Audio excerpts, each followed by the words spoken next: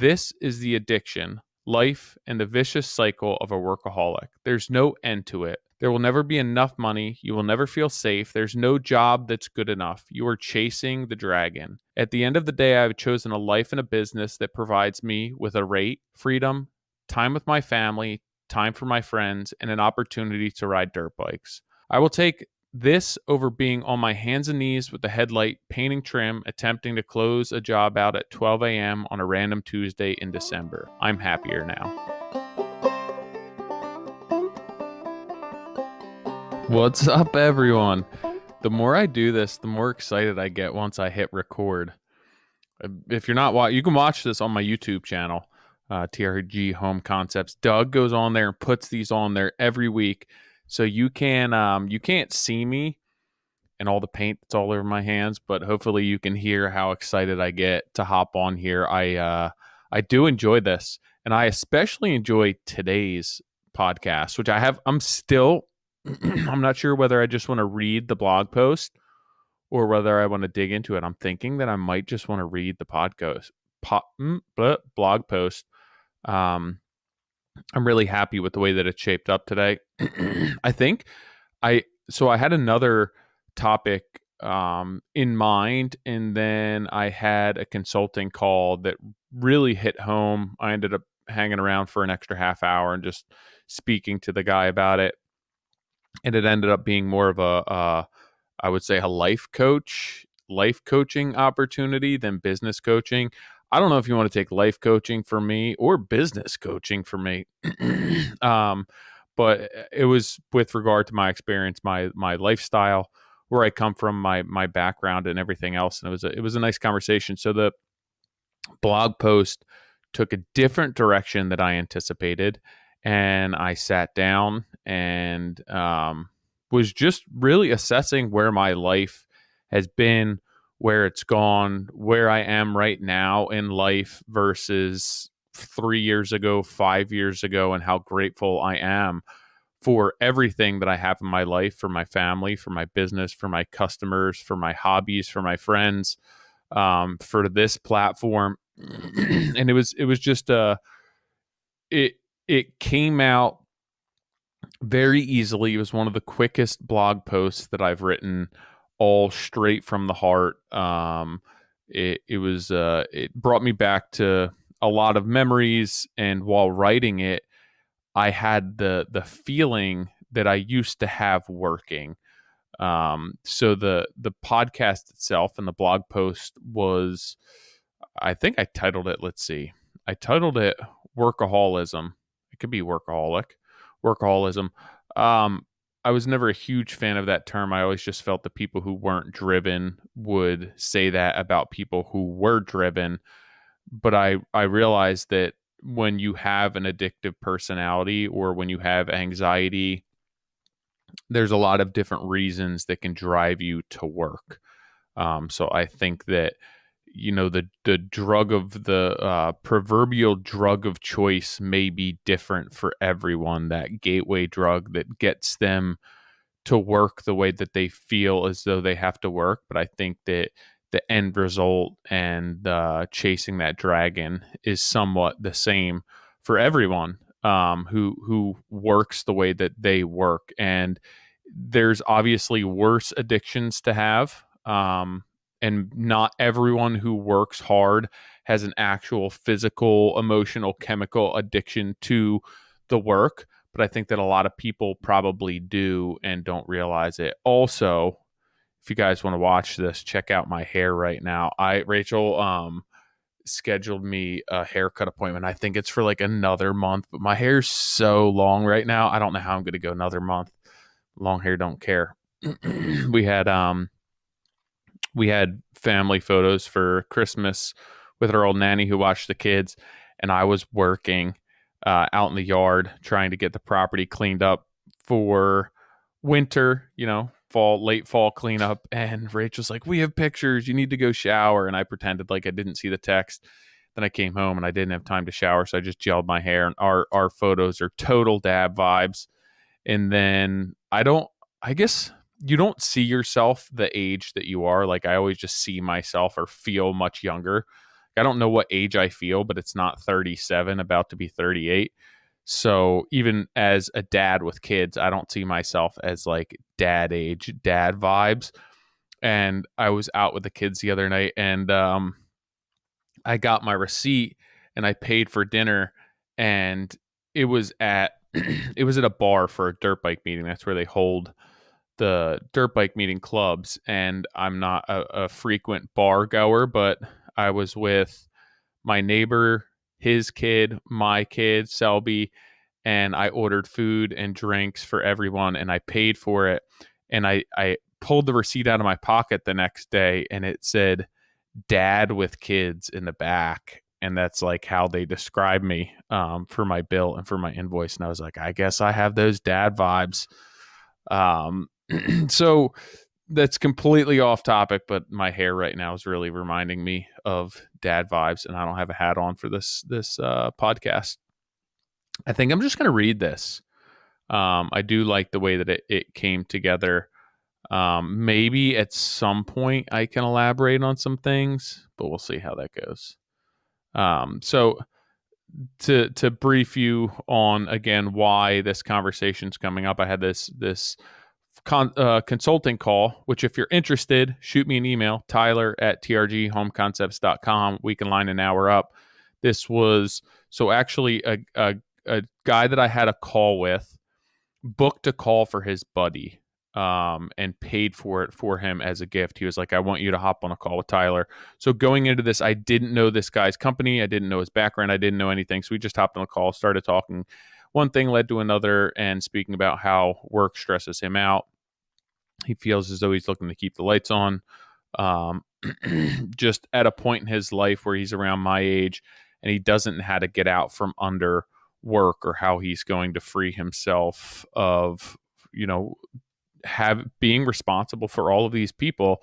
And the conversation led a little bit into me and my background, and that led me to essentially writing this blog post and recording this podcast. So I hope you guys and girls enjoy it. I hope you guys and girls are having a good week. I am painting on my current job. We're turning the job over to the electricians and the floor finishers to get going on that refinish the end of this week. So we're really closing things down. And then we probably have a week and a half worth of punch out stuff, getting the appliances in, wrapping up odds and ends to turn this job over to them. So I'm excited. It's been a long time. I'm going to take a little bit of time afterwards to get my life back in order, just because there's probably, I'd say, an additional 2 months worth of work on this project that we had no account for going into it. So I've pushed a bunch of jobs.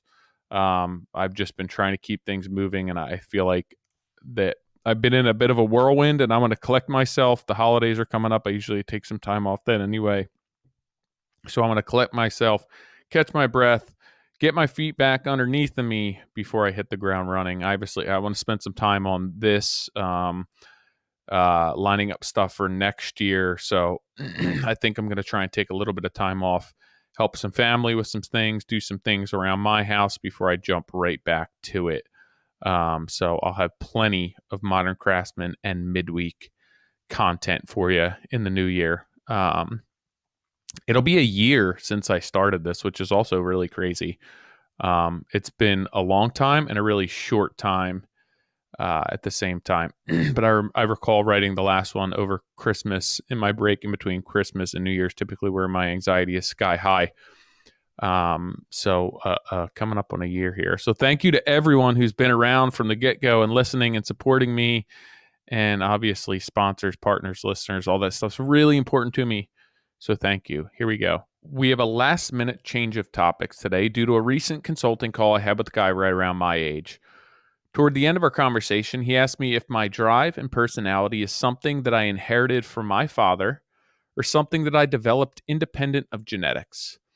The answer to that is matter-of-factly yes. For as long as I've known him, which is 37 years, my father has been addicted to work and addicted to his job.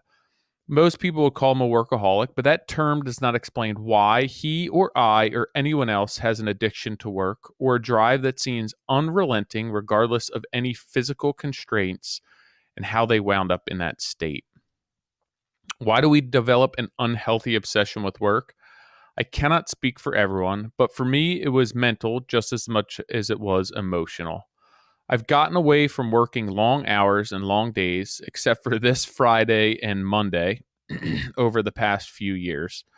I've become self aware of what I was doing, and I found a way to appropriately charge for my time, and this helped nudge me in the right direction. For me, it all started with responsibility and financial instability.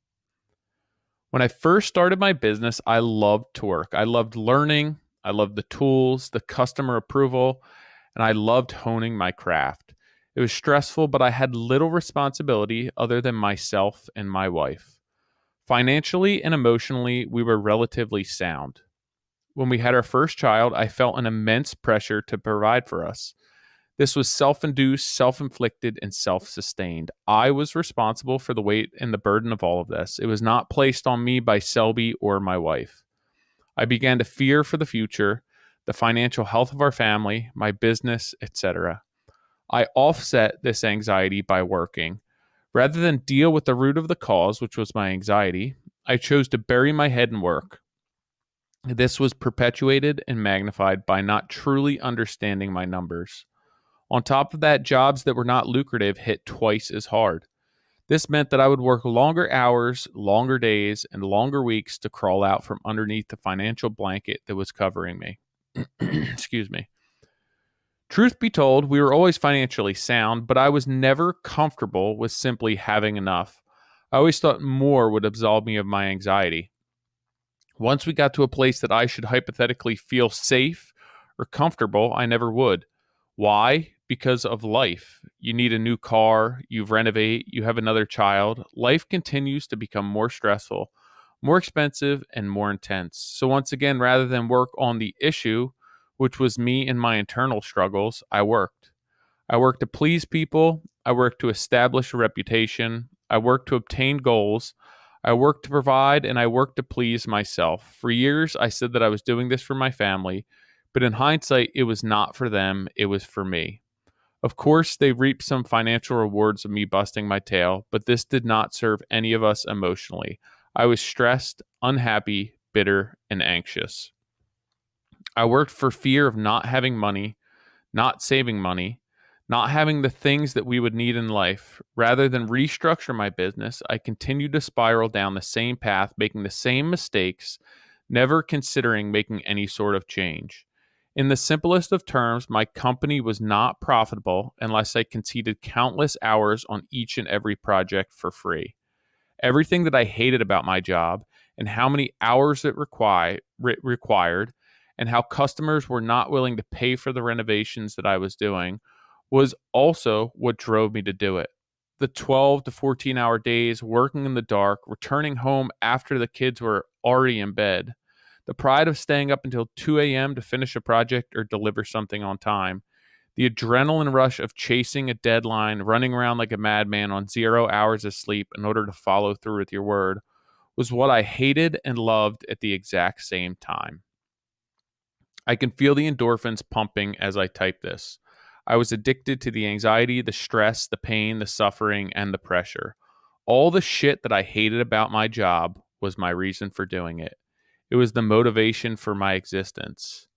Not all workaholics do it for the same reasons that I did. Maybe I should say that they're not driven to do it for the same reasons instead. Meaning some people like the recognition, the money, the accolades, the finished product, the team it builds, the doors that it opens, and on and on. We all have something that drives us, ropes us in, and then completely consumes us. It's our proverbial gateway drug. The drug of choice may be different, but the end result is the same. We chase the high, the stress, the adrenaline, and the challenges.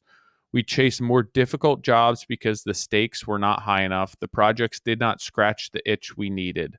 Luckily for me, I had an awakening of sorts. I got sick twice within 6 months. This was the wake up call that I needed. I started to realize that my addiction was the work and the stress, but that was not the catalyst. The catalyst was financial insecurity and running an unsustainable business. No matter which way I sliced it, I was underbidding and undercharging for my time and the amount of work each project would take. This is where I needed to focus my efforts. I realized that if I got paid for my time each and every day, that I would not need to work 12 hours a day. Of course, I would have a few long days here and there, but waking up at 6 a.m. and working until 12 a.m. or 2 a.m. would not be a daily occurrence. I then determined how to land customers that were willing to support my model and pay me for the time it takes me to do the things the way that I want to do them. I began to make my rate each and every day, and my anxiety lessened. I no longer emotionally and physically handcuffed to, I was no longer, oh, I have a typo. There we go. I was no longer emotionally and physically handcuffed to the stress of being behind every single job. They all start off the same, at a normal pace with low stress, and as they progress, the stakes grow, the stress level heightens, and you're off to the races. Let the chase begin. I learned to manage this through a business model that works for me. I no longer work the way I used to work. There are more important things in my life. I may not become rich, and I'm okay with that. I will have personal time. I'll be able to say no to certain jobs, and I do not have to keep the lights on if it does not serve me or my family. I'm considerably less anxious. I'm a far better husband and father. I enjoy hobbies, and work and problems at work no longer consume me to the point of emotional and physical sickness. This is the addiction, life, and the vicious cycle of a workaholic. There's no end to it. There will never be enough money. You will never feel safe. There's no job that's good enough. You are chasing the dragon. At the end of the day, I've chosen a life and a business that provides me with a rate, freedom, time with my family, time for my friends, and an opportunity to ride dirt bikes. I will take this over being on my hands and knees with the headlight, painting trim, attempting to close a job out at 12 a.m. on a random Tuesday in December. I'm happier now.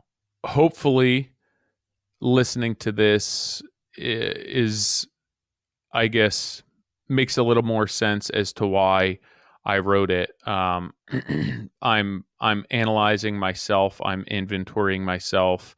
I'm exposing a lot of shortcomings that I have, um, which I think is a little bit easier for me to write down, rather than to ad lib. It's not a business podcast. It's not a business blog post. Obviously, it is, and it's speaking about business, but it's more so um, an inventory of who I am and what drove me to do a lot of what I do. And obviously, I have my days, I have my moments. I'm by no means perfect. My life is by no means perfect. My financial situation is by no means perfect, but I'm better than I was 3 years ago. I'm definitely right now the best version of myself as a business owner, as a father, and maybe independently. I'm not the best at either one of them. In past areas of my life, I may have been a better business owner, but I was a shitty father. There's times where I may have been a better father, but a shitty business owner. So, all things considered, when you look at the synergy of my entire life and all aspects of my life, I'm the best version of me comprehensively and cumulatively. Um, so that is why I chose to just read this. When I wrote it, it felt right. It really just came out supernatural. No, I was gonna say supernaturally, but then that would be weird. That'd be aliens and shit. It just came out, and it came out this way. And after I got done writing it, I felt really proud of it, and I feel very authentic in it. And I guess I don't often reflect that deeply on everything that I'm doing or where I come or why I did the things that I do. But having this conversation, and sharing my experience with this other peer really, I guess, gave me some clarity, and reaffirmed why I do what I do, why I am where I am, and the choices that I make and the choices that I make with my business and everything else. And again, that this isn't not every you can't I can't blanket my life or your business with a statement that's going to be applicable and solve all of your problems. But if this helps somebody, there's podcasts and blog posts out there that everyone's going to say grow, grow, grow. I can't tell you that because that's not what worked for me. That's not what I want in my life. I want I want to be happy. I want to be less anxious. I want to be a good father. I want free time. I want to get paid a decent rate for what I do. I want to get the projects that I want. Um, but I'm not just 110% business. I was at one point, and it didn't serve me correctly. Maybe I could do things differently now, but I can say that I'm happier now than I was 5 years ago, 10 years ago. So this is the route that works for me from a business perspective. Maybe it's not the smartest approach to that, but it's serving me well. It's serving my family well. And at the end of the day, I'm probably making more than I am. I'm making more than I am now. Excuse me. I'm making more now than I was back then when you look at the amount of hours I was putting into it. So I wanted to share all of that with you. If you want the written version of this, obviously you can hop on moderncraftsman.co and check it out. You can also hop on there and check out the pencils that we made on the store. If you want to share this or you want to share your insight, you can shoot me an email if you don't feel like people seeing it.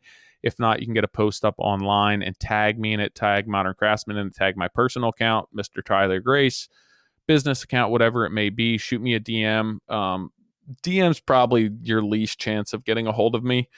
There's a lot of other options that are better than that. But I appreciate you guys following along and listening. And I also appreciate our sponsors, Andersen Windows and Kuiken Brothers. I'm wrapping up this project right now, and the back of the house, there's two massive beams and there's a ton of windows. And it's a beautiful view to a lake out back, and I always appreciated it. But now that the space is painted and the finishes are in, and I pulled, like, you had that contrast where I had everything masked to paint, and I pull it off, and I can see those Andersen windows and the view that they're providing.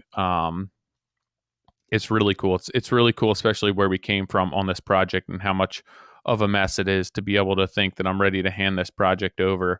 And they have this beautiful, safe space that's not rotting, not going to rot. It's structurally sound. It's really exciting for me.